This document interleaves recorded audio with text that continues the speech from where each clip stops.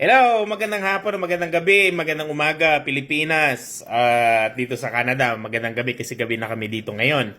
Okay, so this is my first vlog. Actually, na-upload ko dito sa my TikTok or even probably maybe doon sa my Facebook. At gusto ko lang ma-share sa inyo, no?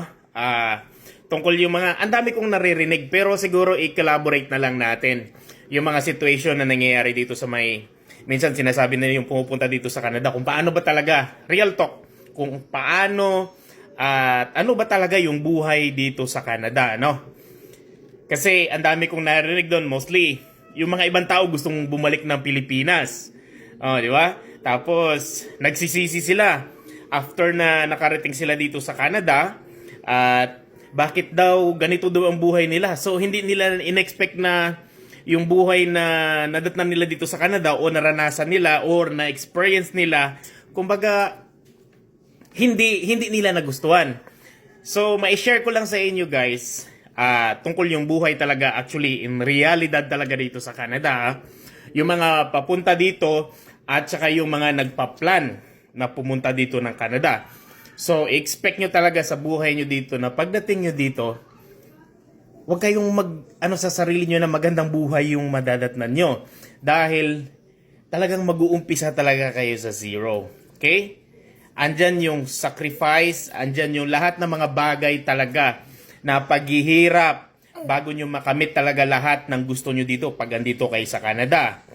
Pero, lahat ng mga inaasam-asam nyo, yung mga nakikita nyo dyan sa mga pictures, sa mga videos ng mga ibang mga vloggers o something, mga iba na nagpo-post dyan sa may social media, ano?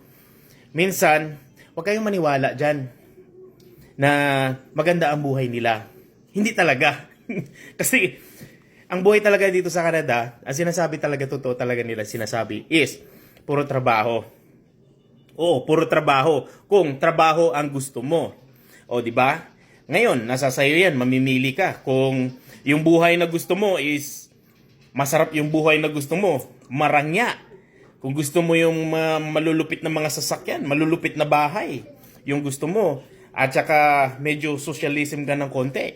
Gusto mo sa mga big cities, gusto mo doon sa magagandang gusto mo nightlife or any. Well, nasa sayo yan. Ikaw ang nagdidala sa buhay mo. Pero if you want a simple life here dito sa Canada, well, hindi ka magsasuffer. Kasi nga, kahit isang trabaho lang, kayo mag-asawa, or kahit ikaw lang, kaya nyo mag-survive dito. Okay? So, sa itong vlog na to, sabihin ko sa inyo, at paano ako nag-start dito sa buhay ko sa Canada, ano? Okay? On the first na dumating ako dito sa Canada, hindi naman ganito talaga. Napakahirap ang buhay namin dito. Ako lang ang dumating dito. Kasi galing ako ng Taiwan, excuse me. Dumating ako ng 2008 dito sa Canada. Ang landing ko talaga dito sa Saskatchewan, dito sa may Saskatoon, medyo hindi pa siya kilala back noon. 2008. Yeah, I remember 2008, December 5, nung dumating ako dito sa may Saskatchewan. Okay, galing ako ng Taiwan. So, nagtrabaho ko sa Taiwan doon for 4 years. May kitata, maybe mga 4 years siya. Doon sa may Chongli. Okay? So, and then, nag-apply ako dito. Dumating ako dito sa Saskatchewan. And the same thing, yung asawa ko, bumalik na rin sa may Pilipinas. Okay, so, after nun, dumating ako dito 2008. And then, that was December.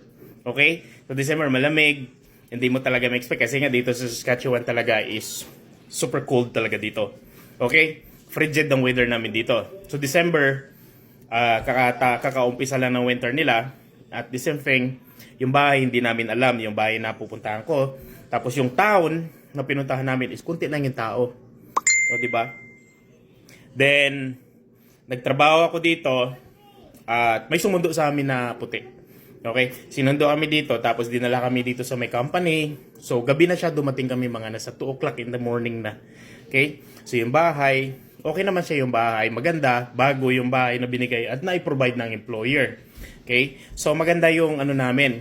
Ang problema, yung lugar ko is malayo sa kabihasnan.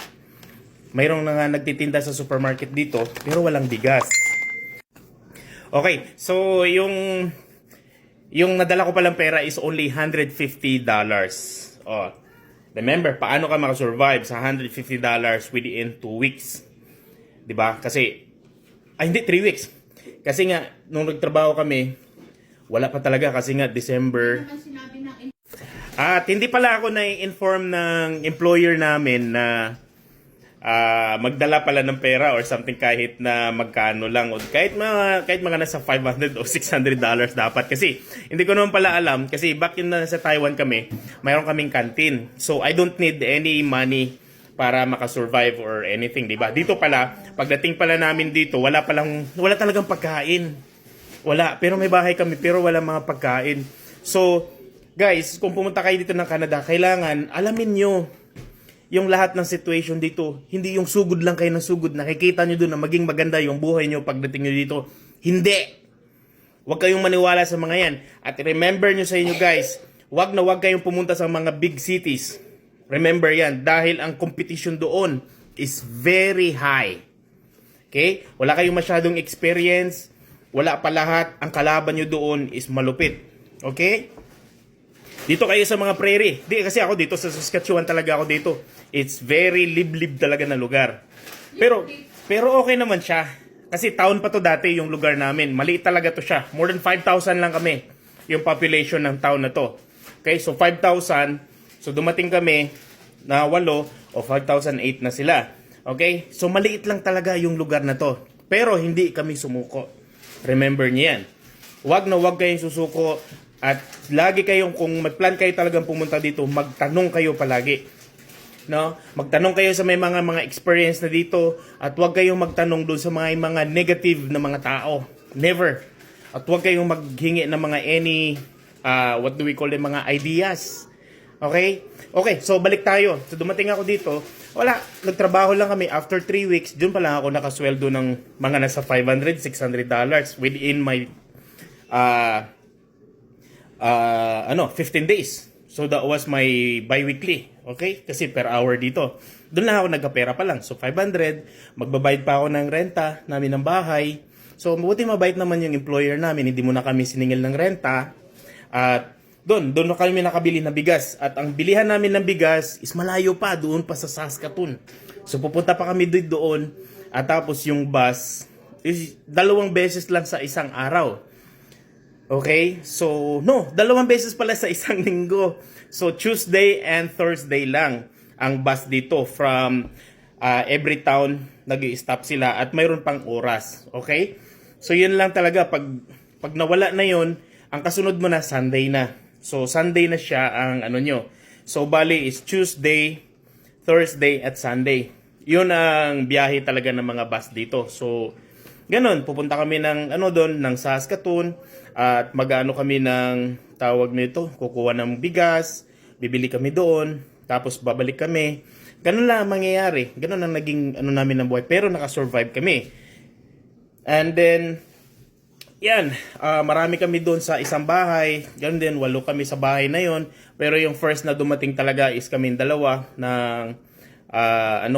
ng kabatch ko dito sa may Warman. So, nung dumating kami dito sa Warman, Saskatchewan, 2 kaming first una na nagtrabaho dito sa may Traces. So, yun ang first ng Filipino na na-hire nila back in 2008. Okay? So, kung may mga any question pa kayo or and then, after on my second vlog, ko sa inyo kung ano yung naging life ko after nung nung nagtrabaho na kami doon, kung paano kami nakasurvive, okay? So, yung mga yung mga tawag nito, yung mga nagpa-plan pumunta ng Canada, guys, ask the right people, okay? Yan ang ko sa inyo to be successful here sa Canada. Wag kayong magtanong ng mga tao na hindi talaga nakakatulong sa inyo. Okay, so maraming salamat at abangan nyo yung second vlog ko sa inyo, okay? Yan ang hanggang sa sunod na lang na pagkita. Bye!